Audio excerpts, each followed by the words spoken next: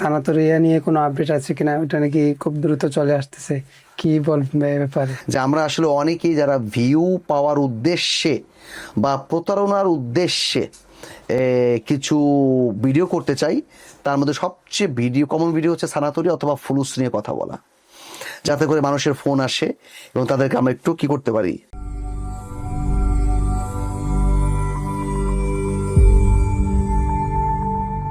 সালাম ভাইয়া। আমাদের আব্দুল মোমেন এবং সাইফুল আলম বাপ্পি ভাই প্রশ্ন করছেন যে সানাতোরিয়া নিয়ে কোনো আপডেট আছে কিনা, ওটা নাকি খুব দ্রুত চলে আসতেছে, কি বলবেন এই ব্যাপারে? আসলে কি এই ধরনের ভিডিওতে অ্যাকচুয়ালি ভিউ পায়, এটা সত্যি কথা, যে মানুষ মজা পায়। ফ্লুসি, সানাতোরিয়া, কাগজ ছাড়ছে।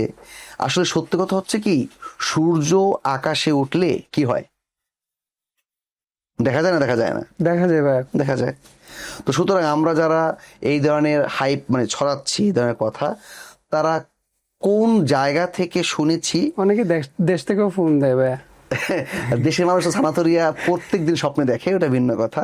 কিন্তু আমি বলতে চাচ্ছি এইটাই, এটা একটা খুব সিরিয়াস ইস্যু, যে আমরা আসলে অনেকেই যারা ভিউ পাওয়ার উদ্দেশ্যে বা প্রতারণার উদ্দেশ্যে কিছু ভিডিও করতে চাই, তার মধ্যে সবচেয়ে কমন ভিডিও হচ্ছে সানাতোরিয়া অথবা ফুলুস নিয়ে কথা বলা, যাতে করে মানুষের ফোন আসে এবং তাদেরকে আমরা একটু কি করতে পারি, একটু বিভিন্ন ভিয়া দিয়ে বিভিন্ন রাস্তাতে ঘোরাতে পারি এবং আলটিমেটলি ব্যাপারটা তারা পরে বুঝতে পারে সত্য না। তো কথা হচ্ছে সানাতোরিয়া নিয়ে এখনো পর্যন্ত এরকম কোনো কথা ইতালিয়ান সরকারের পক্ষ থেকে আমরা শুনিনি। এবং আমাদের এখানকার এতদিনের এক্সপিরিয়েন্স যদি বলি, আমি বলবো এখন সানাতোরিয়া ইম্পসিবল, 100% ইম্পসিবল। কারণ এখন যেই সরকার ক্ষমতায় আছে, তারা অবশ্যই আমাদের ইমিগ্রেন্টদের পক্ষে ওইভাবে কথা বলবে না। তার মানে অফিসিয়াল কোনো নিউজ নাই? না, অফিসিয়ালি কোনো নিউজ নেই। যদি হ্যাঁ, যে সামনে যে নির্বাচন আসছে, সেই নির্বাচনে যদি কোনোভাবে সিনিস্টরা জিতে যায়, যারা কিনা পিডি বা এমএ স্টেলে জিতে যায়, সেই ক্ষেত্রে হয়তো আমরা এই ধরনের স্বপ্ন দেখা শুরু করতে পারি। তারপরেও যদি এটা বাস্তবতায় রূপ না নেয়, এটা ভাগ্যের ব্যাপার। আর যদি রূপ নেয়, তাহলে সেটা নিঃসন্দেহে সবাই জানবে। সো আমাদের মতো যারা ভিডিও করি, এদের এই কথার দ্বারা কেউ যেন প্রভোক্ট না হই।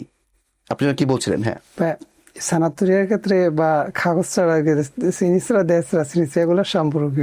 না, এটা হচ্ছে কি, অ্যাকচুয়ালি আমরা সবাই জানি যে ইতালিতে যারা কিনা রাজনৈতিক দল, স্বাভাবিক দুইটা না, একটা ডান একটা বাম, তো ডানের মানুষগুলো আসলে আমাদের ইমিগ্রেন্টদের জন্য খুব একটা না, হেল্পফুল না বলে মনে হয়, এভাবে তারা বলে থাকে। হয়তো এর চেয়ে এটা সত্য নাও হতে পারে, কিন্তু তাদের পলিটিক্যাল যে একটা এজেন্ডা, সেখানে আমরা বুঝতে পারি যে তারা আমাদের বিদেশিদেরকে এইভাবে ওয়েলকাম করতে চায় না। আর যারা বাম তারা, তাদের ক্ষেত্রে ব্যাপারটা উল্টো, যে তাদের ব্যাপারে একটা বিশ্বাস বাজারে আছে, বিশ্বাস যে এরা ইমিগ্রেন্টসদেরকে ইন্টিগ্রেট হওয়ার সুযোগ দিতে চায় এবং তাদেরকে নিয়েই একসাথে জীবনযাপন করতে চায় বা ভালো থাকতে চায়। ইতালিতে সবাইকে নিয়ে মিলেমিশে থাকতে চায়। এটা আমরা এতদিনের ইতালির জীবনের এক্সপিরিয়েন্স থেকে যেটা অনুমান করতে পারি বা বুঝতে পারি যে এরকমটাই হচ্ছে আর কি। তাহলে সানাতোরিয়া নিয়ে আমরা যেসব আওয়াজ বা গুজব শুনছি, এগুলো গুজবই বলা যেতে পারে? গুজব, সিম্পলি গুজব। কারণ আমরা আবারও বলছি, আমরা প্রচন্ড প্রতারণার শিকার হই এই শব্দগুলো দিয়ে।